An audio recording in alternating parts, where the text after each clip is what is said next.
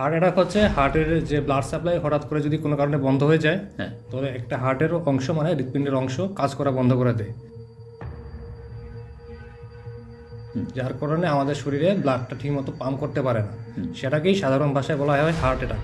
বললেন ধূমপান, সেটা গুরুত্বপূর্ণ জিনিস, যেটা ওই শরীরে নিকোটিন মিশে আমাদের যে ব্লাডের ব্লাড প্রেশারটা বাড়ায় এবং যেটা হার্টের তাড়াতাড়ি অ্যাথেরোস্ক্লেরোসিস বলতে ওই ধমনীতে ব্লকেজটা সৃষ্টি করতে তাড়াতাড়ি সাহায্য করে।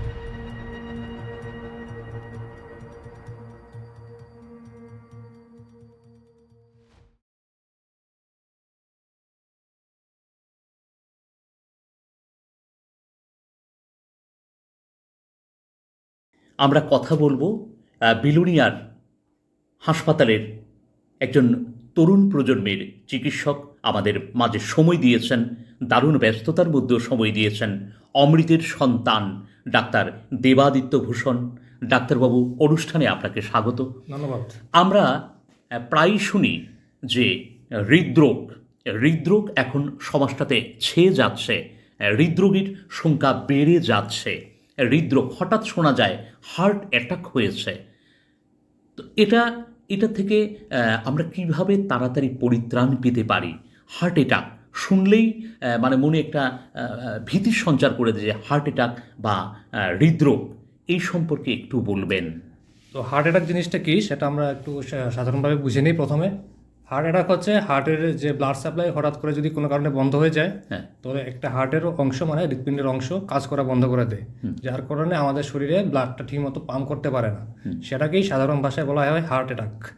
তো আজকাল ফিজিক্যাল ইনঅ্যাক্টিভিটি মানে এই বসে বসে কাজ, শারীরিক পরিশ্রম না থাকার কারণে, তারপরে অতিরিক্ত প্রসেসড ফুড খাওয়ার ফলে আমাদের শরীরে কোলেস্ট্রলের মাত্রা অতিরিক্তভাবে বৃদ্ধি পায়। আচ্ছা, সুগারের কন্ট্রোল থাকে না, তার ফলে আমাদের হার্টের আর্টারিগুলো, ধমনীতেগুলো যেগুলো কোলেস্ট্রল ডিপোজিট হতে থাকে, তো একটা সময় এসে যেটা হঠাৎ করে ব্লক হয়ে যায়, সেটাকে আমরা হার্ট অ্যাটাক বলি।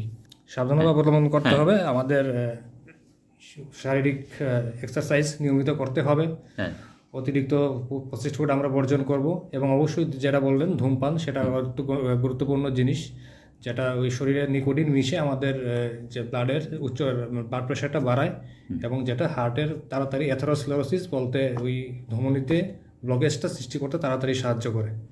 তো আমরা ধূমপান থেকে বিরত থাকব, ফিজিক্যাল এক্সারসাইজ করব এবং রিচ এবং প্রসেসড ফুড আমরা অ্যাভয়েড করব। তো সেটা আমাদের মাথায় রাখতে হবে আমাদের যদি আর্লি হার্ট অ্যাটাক থেকে নিস্তার পেতে হয়। এটার কি কোনো আমরা সিমটম বুঝতে পারবো যে আমার হার্টে প্রবলেম হচ্ছে এমনকি? তো সাধারণতভাবে হার্ট অ্যাটাক হঠাৎ করে আসে না, তার একটা ওয়ার্নিং সাইন্স থাকে। 2 মাস 3 মাস আগে থেকে অনেকটা সাইন্স দেয়, যেটা খুবই সূক্ষ্ম থাকে। তো ধরেন আপনি হাঁটলেন, 100 মিটার হাঁটলেন, একটু আপ উঠলেন, সিঁড়ি উঠলেন, তখন দেখবেন বুকে একটু চাপ চাপ লাগছে কিনা, বুকটা একটু ধরফর করছে কিনা, একটু শ্বাসকষ্টের মতো হচ্ছে কিনা, অথবা বুকের বাঁ দিকটা একটু ব্যথা হচ্ছে কিনা, বা ব্যথাটা আপনার বা হাতের দিকে আসছে কিনা, সেরকম যদি কোনো সিমটমস বা কোনো আপনার সমস্যা দেখা দেয়, অবিলম্বে আপনারা চিকিৎসকের সাথে যোগাযোগ করবেন যে সেটা কী কারণে হচ্ছে।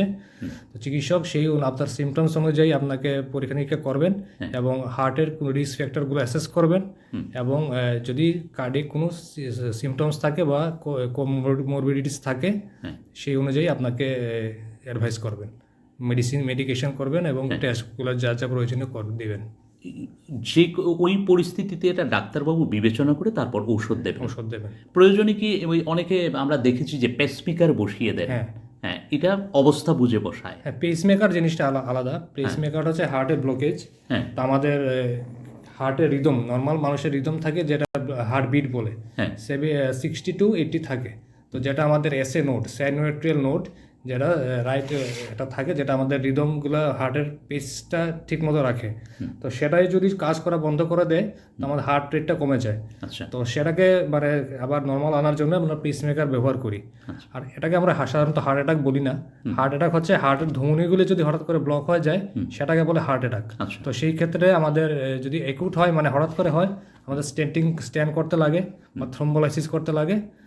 তো এই বা ওই করোনারি এনজিওগ্রাফির মাধ্যমে বোঝা যায় কত % ব্লকেজ আছে। তো সেই ক্ষেত্রে আমাদের স্ট্যান্ড বসাতে হয়। তো সেই ক্ষেত্রে আর্জেন্টলি ডাক্তারের সঙ্গে যোগাযোগ করে আমাদের রেফার নিয়ে উচ্চ মানে আগরতলায় বা যেখানে কার্ডিয়াক সেন্টার আছে সেখানে যোগাযোগ করতে হবে। আচ্ছা, অবশ্যই নিকটবর্তী হাসপাতালে আপনি যে প্রাথমিক- সিমটমগুলি হ্যাঁ, প্রাথমিকভাবে নিকটবর্তী হাসপাতালে, তো সেলফ মেডিকেশন করা যাবে না। আরেকটা জিনিস হচ্ছে মানুষে মনে করেন যে হার্ট অ্যাটাক, বুকে ব্যথা করে, গ্যাসের সিমটমস মনে করে, তো মানুষে হার্ট অ্যাটাক এইগুলো সিমটমসগুলো ইগনোর করে গ্যাসের ওষুধ খেয়ে নেন। তো আপনারা যদি মনে করেন গ্যাসের ওষুধ খেয়েও বুকের ব্যথা কমছে না, অবশ্যই আসবেন হসপিটালে, একটা ইসিজি করবেন এবং ডক্টরের পরামর্শ নেবেন। মানে ইলেকট্রনিক কার্ডিওগ্রাফি, হ্যাঁ, ইলেকট্রনিক কার্ডিওগ্রাফি করে তারপর দেখতে হবে যে হার্টের ভেতরটা কীরকম, ডাক্তারবাবুর পরীক্ষা নিরীক্ষা করে ঔষধ দেবে, তারপরেই সেটা খেতে হবে। আমরা রাস্তার পাশের বিক্রিওয়ালার কাছ থেকে ওষুধ খাবো না। এই সমস্ত উপসর্গগুলি যদি দেখা দেয়, আমরা অবশ্যই নিকটবর্তী হাসপাতালে যাব, যোগাযোগ করব। ডাক্তারবাবু আমাদের সময় দিয়েছেন, এই জন্যে অনেক ধন্যবাদ। আপনারা ভালো থাকবেন, সুস্থ থাকুন বছরভর, জানুয়ারি থেকে ডিসেম্বর। নমস্কার ডাক্তারবাবু। নমস্কার।